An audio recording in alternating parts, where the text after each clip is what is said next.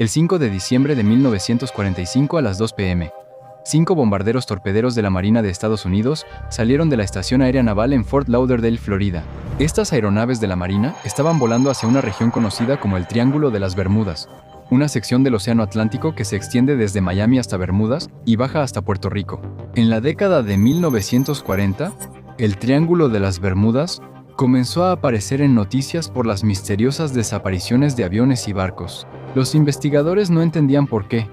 Pese al alto número de desapariciones, 5 bombarderos torpederos de la Marina de EEU entraron al Triángulo de las Bermudas en la misión de entrenamiento Vuelo 19. La misión de entrenamiento fue liderada por el teniente Charles Taylor, quien tenía más de 2.500 horas de vuelo, algo muy alto para la época. Con un piloto tan experimentado, ¿qué podría salir mal? La misión del vuelo 19 consistía en volar al este desde esta estación aérea y lanzar bombas como entrenamiento sobre el arrecife Henson Chicken. Tras lanzar las bombas, los 5 aviones volarían al norte sobre la isla Gran Bahama y luego girarían al oeste para volver a Fort Lauderdale. El clima se pronosticaba despejado, con baja probabilidad de lluvias. Los 5 bombarderos salieron de Fort Lauderdale según lo planeado. El vuelo 19 lanzó sus bombas de prueba sobre el arrecife Henson Chicken y luego comenzó a dirigirse hacia el norte, hacia la isla Gran Bahama, mientras el vuelo 19 comenzaba a dirigirse al norte. Fue entonces cuando empezaron a surgir problemas muy inusuales. Aproximadamente 3:45 p.m., 1 hora y 45 minutos después del despegue, el teniente Taylor llamó a la torre de control de Fort Lauderdale. Muy confundido y preocupado, Taylor dijo que no veía tierra, refiriéndose a la isla Gran Bahama, y creía que el vuelo 19 se había desviado mucho de su curso. La torre de control de Fort Lauderdale entonces tomó la radio y respondió: ¿Cuál es su posición? Y después, silencio. En la torre de control de Fort Lauderdale debía ver al vuelo 19, pues era un día despejado, y no estaban lejos de tierra. Sin embargo, el personal de tierra en Fort Lauderdale no vio aviones de combate a lo lejos. Tras unos minutos en silencio, Taylor contactó por radio a la torre de control y dijo: No sabemos dónde estamos ni vemos tierra. La torre de control intentó contactar por radio con Taylor y el vuelo 19, pero durante 10 minutos solo hubo silencio. Finalmente, otro piloto del vuelo 19 se comunicó por radio con la torre de control y dijo: No encontramos el oeste. Todo está mal y extraño, incluso el océano. Hubo otra pausa en la comunicación y la torre de control supo que el teniente Taylor cedió el mando a otro piloto por razones desconocidas. Esto es todo lo que la torre aérea de Fort Lauderdale escuchó, seguido de otros 20 minutos de silencio. Otro piloto del vuelo 19 logró contactar a la torre aérea, ahora en pánico. No sabemos dónde estamos ni distinguimos nada. Creemos estar a unas 225 millas al noreste de la base aérea. Por unos momentos más, el piloto siguió divagando, sin tener sentido, antes de finalmente aclararse. Parece que estábamos entrando en aguas blancas. Estamos completamente perdidos. La torre de control de Fort Lauderdale notó que el vuelo 19 tenía problemas y envió 2 aviones militares de rescate para buscarlo. A estos 2 aviones de rescate se les ordenó ir a la última ubicación del vuelo, 19 10 minutos después de despegar, y reportarse con la torre de control. Estos aviones de rescate también perdieron toda comunicación por radio con la torre de control de Fort Lauderdale. 6 aeronaves desaparecieron sobre el océano al este de Florida en solo 30 minutos. En los días siguientes, la Marina y la Guardia Costera de EEU enviaron barcos y aviones para investigar lo ocurrido al vuelo 19 y a los 2 aviones de rescate que los buscaron. El ejército buscó en más de 250,000 millas cuadradas del Atlántico y el Golfo, pero nunca encontró nada. Los 14 hombres del vuelo 19 y 13 de los aviones de rescate nunca volvieron a ser vistos. Esta misteriosa desaparición fue solo una de las muchas embarcaciones y aeronaves diferentes que habían desaparecido en esta sección del Océano Atlántico, conocida como el Triángulo de las Bermudas. ¿Por qué en esta zona del Atlántico han desaparecido tantos aviones y barcos? Incluso de pilotos expertos como en el vuelo 19. Años después, los investigadores creyeron que los pilotos del vuelo 19 tenían problemas con sus brújulas. Muchos pilotos y marineros han tenido este problema en el Triángulo de las Bermudas, causando accidentes y desapariciones. El teniente Taylor pensaba que volaba sobre los cayos de Florida y se dirigía al oeste, Pensó que volar al noreste llevaría al vuelo 19 de regreso a Florida. El vuelo 19 no estaba sobre los Cayos de Florida, aunque estaba cerca de su ruta original.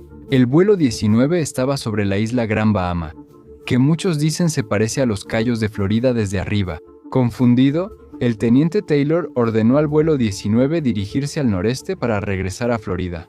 La confusión se debió a que la brújula de Taylor falló, y varios pilotos del vuelo 19 también tuvieron problemas extraños con las suyas. Tras decidir volar al noreste, algunos pilotos discutieron que siempre estuvieron en el patrón correcto y sugirieron girar hacia el oeste. De regreso a Florida, Taylor aceptó a regañadientes, y el vuelo 19 comenzó a dirigirse al oeste, de regreso a Florida.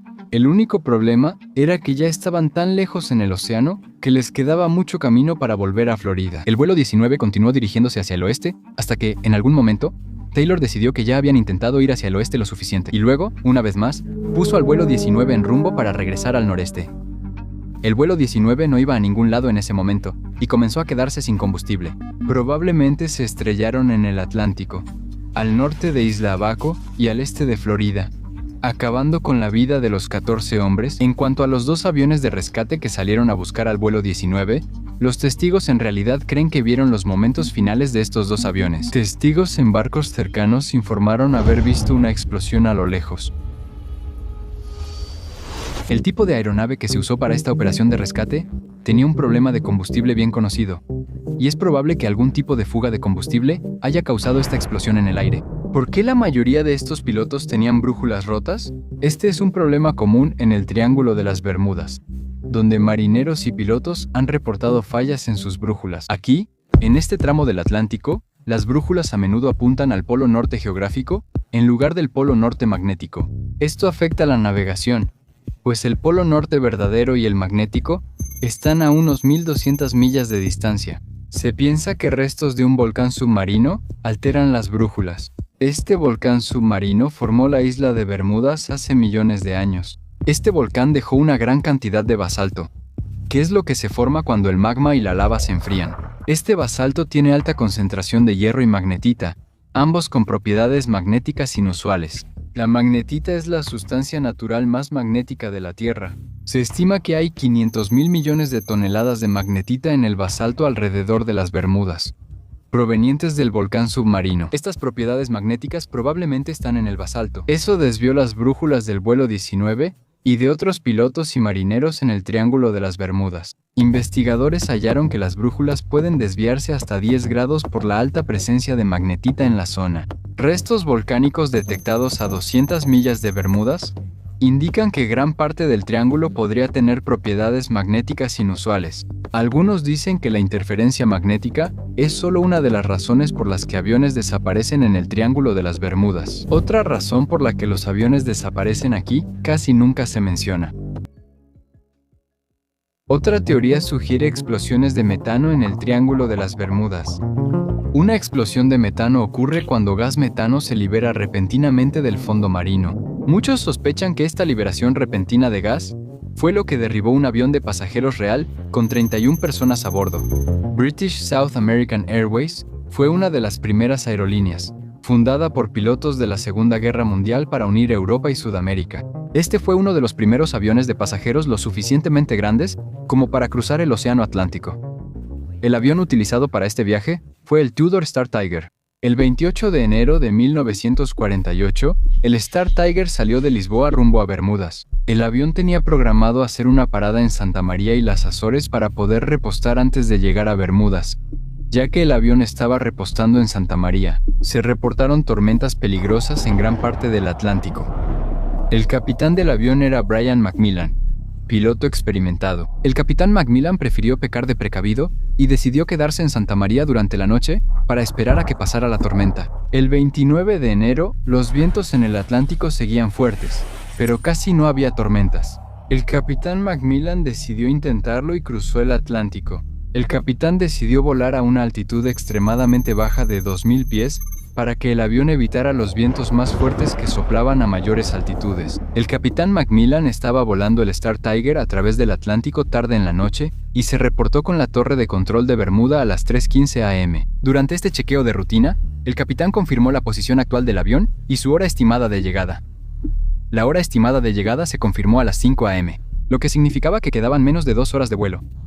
El control de tráfico aéreo de Bermuda intentó comunicarse de nuevo más tarde, alrededor de las 3:50 am, pero no recibió respuesta.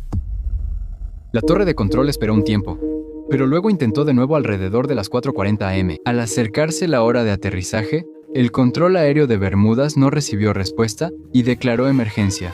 La Fuerza Aérea de EEU, desde Bermudas, salió de inmediato a buscar al Star Tiger desaparecido, ya pasadas las 5 am. No había señales del capitán Macmillan, la aeronave Star Tiger, ni llamadas de auxilio. Se realizó una gran búsqueda y rescate con 26 aeronaves militares volando 882 horas sobre el Atlántico en busca del Star Tiger.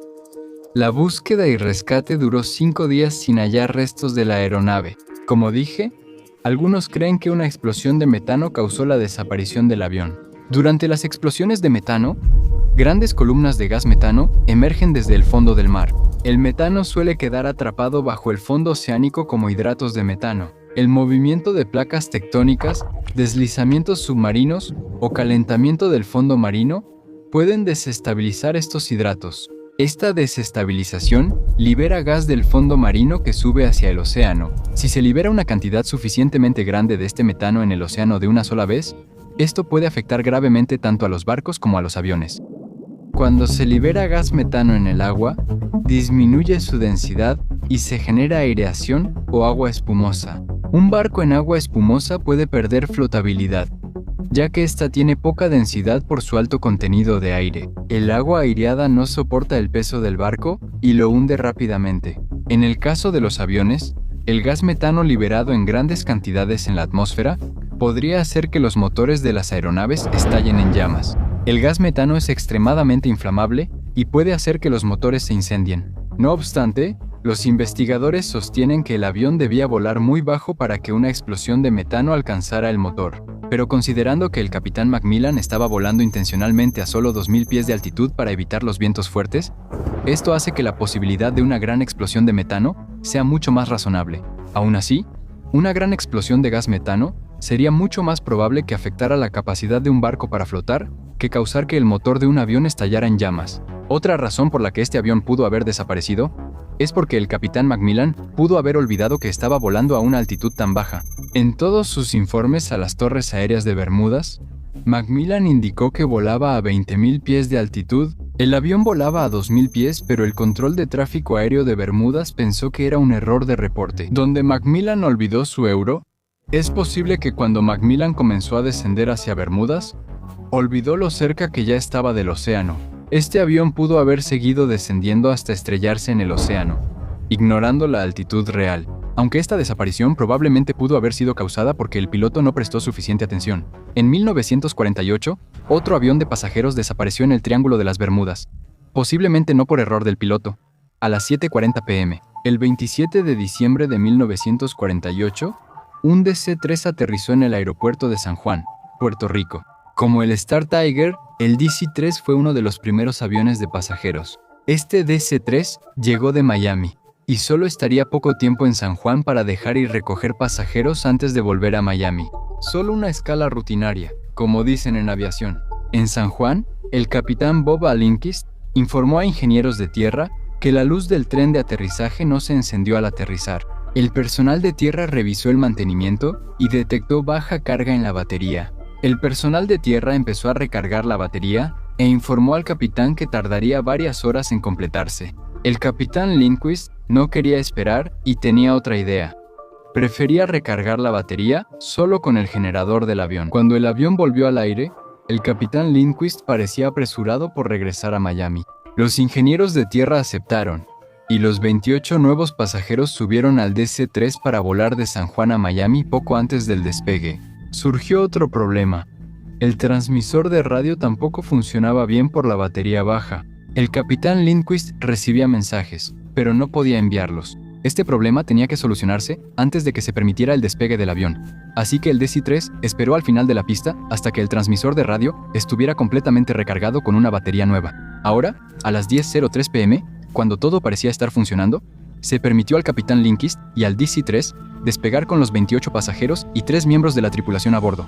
Tras despegar, aconsejaron al capitán quedarse cerca del aeropuerto de San Juan hasta lograr comunicación con Miami. Los aviones comerciales, incluso en 1948, normalmente establecían sistemas de comunicación que les permitían mantenerse en contacto con más de un aeropuerto a la vez. Esto era especialmente importante para el capitán Lindquist, ya que recientemente había tenido problemas en tierra con su transmisor de radio. El vuelo luego dio vueltas alrededor de San Juan durante unos 11 minutos, antes de conectarse exitosamente con la torre de control de Miami. Ahora, la comunicación bidireccional fue confirmada oficialmente, y el DC-3 comenzó a volar hacia el noroeste rumbo a Miami a las 11:23 p.m. Una hora después del despegue, el capitán Lindquist envió su señal rutinaria por radio para informar la ubicación del avión rumbo a Miami. El vuelo iba a 8,300 pies y llegaría a las 4:03 am.